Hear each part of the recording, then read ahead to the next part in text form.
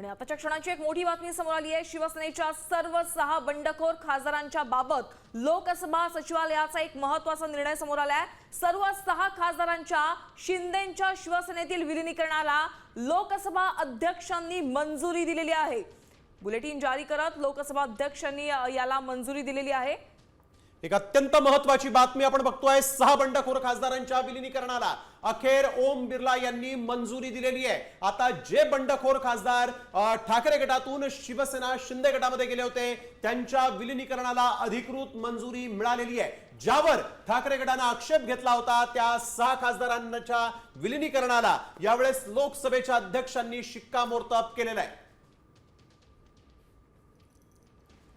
तर शिवाजी शिंदे आमचा प्रतिनिधी आपल्या सोबत यावेळेस फोन लाईन वरून जोडले गेलेले आहेत। शिवाजी, आपण बघतोय शिंदेंचं एक वाक्य होतं या सगळ्या बंडानंतर की मी फुलप्रूफ काम करतो। आज हे फुलप्रूफ काम झालं असं म्हटलं तर चुकीचं ठरणार नाही। नक्कीच स्नेहिल शिंदे जे म्हणाले होते की हे फुलप्रूफ काम केले ते झालेलं आहे। हा निर्णय तसा अपेक्षितच होता।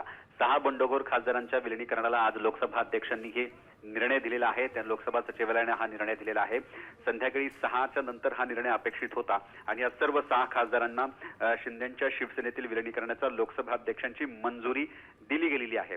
सातत्याने आपण म्हणतो की शिवसेनेने कोर्टाचं दार ठोठवलेलं होतं आणि अनेक पत्र लोकसभा अध्यक्षांना लिहिली होती। अशा परिस्थितीमध्ये काही अडचणी कायद्याच्या स्वरूपात येतात का असे अनेक प्रश्न उपस्थित होते, परंतु आता लोकसभाच्या सचिव कार्यालयाने हा निर्णय घेतलेला आहे आणि यानंतर ठाकरे गट कुठे आपली कैफियत मांडतो हे बघणं महत्त्वाचं राहील। कारण सातत्यानं आपण एकीकडे बघितलं की आज नागपूरमध्ये ठाकरेंनी रामरक्षा आंदोलन केलं आणि त्याच्यानंतरच हा निर्णय जाहीर होणं अत्यंत धक्कादायक, ठाकरे गटाला अत्यंत मोठा धक्का आहे। आपल्याला माहिती आहे ओमराजे निंबाळकर, संजय जाधव, संजय दिना पाटील, भाऊसाहेब बागचरे, संजय देशमुख, नागेश पाटील अष्टीकर हे सगळे 6च्या 6 खासदार आता अधिकृतरित्या शिंदे सेनेमध्ये विलीनीकरणाला मंजुरी मिळालेली आहे आणि हा ठाकरेंसाठी मोठा धक्का मानला जातोय। अगदी शिवाजी, एक महत्त्वाचा प्रश्न, 2/3 मेजॉरिटी असेल शिंदेंकडे नव्हती असं देखील बोललं जात होतं। 7 खासदारांची गरज शिंदेंना पडू शकते असं बोललं जात होतं, परंतु आता मात्र हे सगळे दावे जे ते लोकसभा सचिवालयाने फेटाळून लावलेले आहेत आणि हे विलीनीकरण मंजूर झालेलं आहे। नेमकं या पत्रामध्ये जे पत्र समोर आले त्यामध्ये सचिवालयाने काय म्हटलंय? स्नेहिल, या सगळ्यात एक मोठी गोष्ट आपण लक्षात आणून देतो।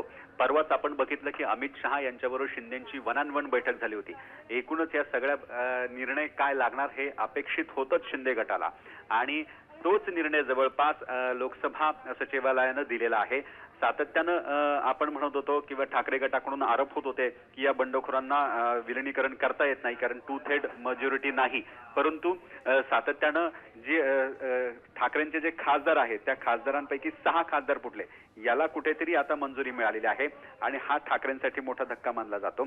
यापुढे ठाकरे गटाच्या नेत्यांशी आपण बोलताना एक बाजू त्यांची समोर आलेली आहे की या सगळ्या निर्णयानंतर ते सुप्रीम कोर्टाचं दार ठोठावणार आहेत आणि सुप्रीम कोर्टात याचिका दाखल करणार आहेत। तत्पूर्वी सोमवारी अधिवेशन सुरू होत आहे, त्यापूर्वी हा जो निर्णय दिलेला आहे याला अत्यंत महत्त्व आहे।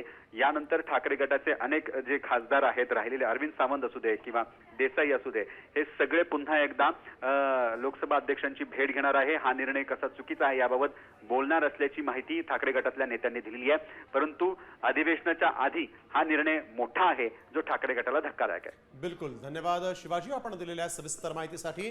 तर आपण बघतोय ठाकरे गटासाठी एक अत्यंत धक्कादायक निर्णय यावेळेस लोकसभेच्या सचिवालयाने जारी केलेला आहे। 6 बंडखोर खासदार जे शिंदे गटामध्ये गेले होते त्यांच्या विलीनीकरणाला अधिकृतरित्या मंजुरी देण्यात आलेली आहे। लोकसभेच्या अध्यक्षांनी या विलीनीकरणाला मंजुरी दिलेली आहे। पण एक मोठी घडामोड पाहतोय राज्याच्या राजकारणातून। या 6 बंडखोर खासदारांनी ठाकरे सेनेतून बंडखोरी केलेली होती आणि त्यानंतर यांना विलीनीकरणाला आता मंजुरी देण्यात आलेली आहे। लोकसभा अध्यक्ष ओम बिर्ला यांनी अखेर यांच्या विलीनीकरणाला हिरवा कंदील दिल्याचं पाहायला मिळतंय।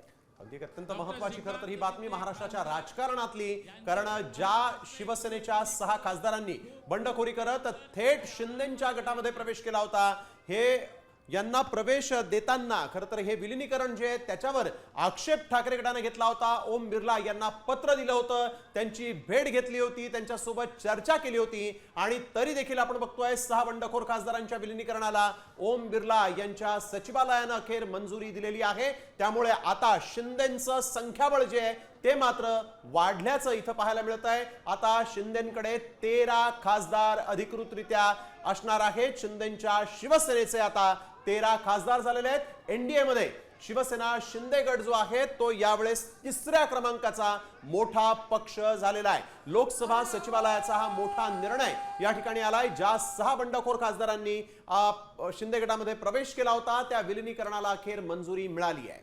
तर आपण पाहतोय काही दिवसांपूर्वी ठाकरे गटानं या बंडखोर खासदारांना कायदेशीर नोटीस पाठवलेली होती की मूळ पक्षाच्या संमतीशिवाय विलीनीकरणाला मान्यता मिळू दिली जाऊ शकत नाही असं त्यांचं म्हणणं होतं। आणि त्यानंतर आपण पाहतोय एक मोठा निर्णय समोर आलेला आहे। लोकसभा अध्यक्षांनी बुलेटिन जारी करून विलीनीकरणाला अखेर मंजुरी दिलेली आहे।